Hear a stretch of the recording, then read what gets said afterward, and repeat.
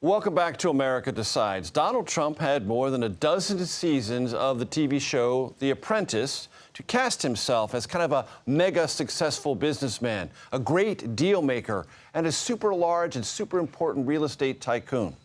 A new book claims almost all of that characterization and self-flattery is a lie. New York Times investigative reporter and Pulitzer Prize winner Russ Buettner joins us now. Russ is the co-author of Lucky Loser, How Donald Trump Squandered His Father's Fortune and Created the Illusion of Success. Russ, it's great to see you.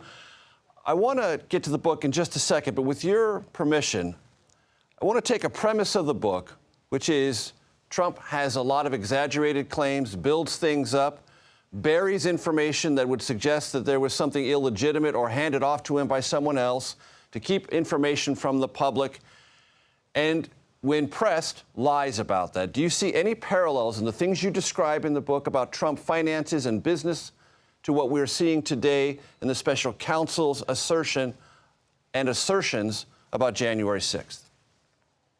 I think that's a great comparison, Major. One of the things that attracted my co-author Suzanne Craig and I to doing this book is we had done several long articles for the New York Times about his business performance, about his inheritance. And it seemed like when you looked at all of that over the course of his life and his family's life and a succession battle within the family, emerged from that when the Donald Trump that we saw in the White House became that person.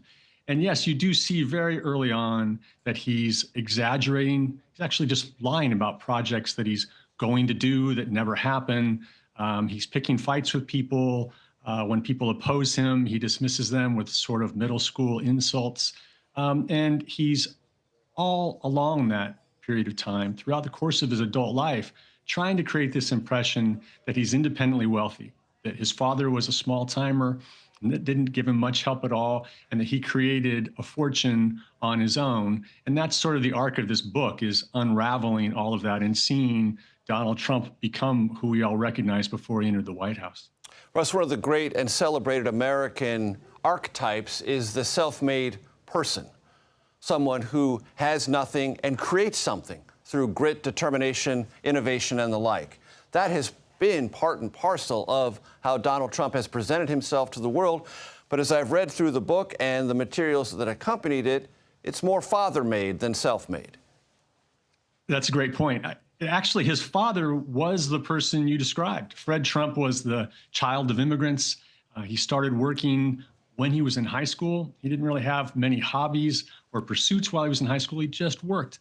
And he took advantage through the course of his life of some government programs that were meant to solve the real big problems of the 20th century, the Great Depression, housing for veterans during the war, or for soldiers during the war, housing for veterans after the war. And he built a fortune, a real estate portfolio that by the time he died in 1999 was worth more than $1 billion. And Donald Trump benefited from the connections Fred Trump had created during his time building in New York City. He benefited from financial support. He benefited from his father introducing him to lenders and co-signing on loans. Didn't really do any of that on his own. And then after it all sort of went to pot under the weight of his own decision in the early 1990s, his own decisions, he tried to get back, build another sort of empire, and that wasn't going very well until Mark Burnett, a legendary now television producer, showed up and made him the star of The Apprentice and brought a whole nother windfall that allowed him again to create some businesses that looked like he was sort of omnipotent, but really when we see the financials of them, we're really struggling and being supported by his entertainment money.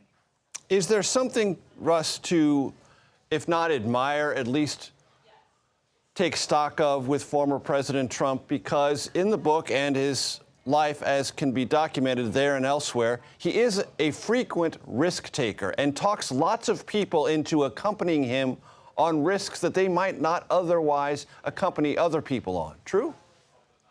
I mean, it's definitely true. He was a risk taker. I think people will come to their own conclusions about whether that was a positive trait. I wonder sometimes if when you're risking in really banks' monies, that was what he was generally playing with, was bank money, junk bond investor money for a lot of years, and then not repaying many of those loans. He was really risking his own money or someone else's. Russ Buettner, thank you so much for your time. The book again, Lucky Loser.